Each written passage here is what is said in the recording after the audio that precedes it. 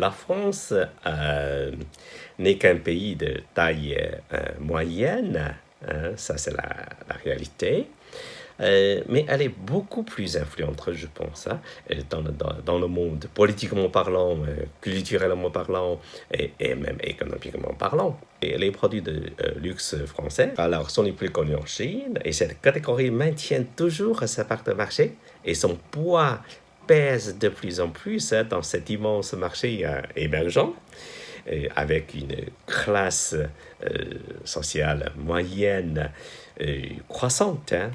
Ensuite, les produits d'aviation comme Airbus sont aussi connus en Chine, hein. Surtout cette fois, Airbus va ouvrir à Tianjin une autre ligne d'assemblage de A320. En 2019, la Chine est déjà devenue le troisième partenaire commercial de la France, et les exports de la France vers la Chine a augmenté de 20%, hein. Ça, c'est beaucoup. Et ont atteint 8,8 milliards d'euros.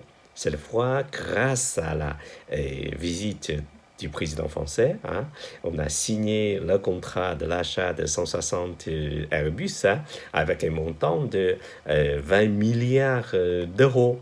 Ça, c'est fort, hein, même très fort dans les exports français, hein, vers la Chine.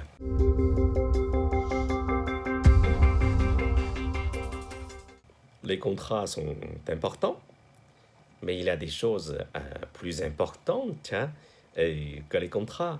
Je pense que ce sera le rétablissement de la confiance sans réserve et l'environnement sans obstacle, hein, créé cette fois par les deux chefs d'État.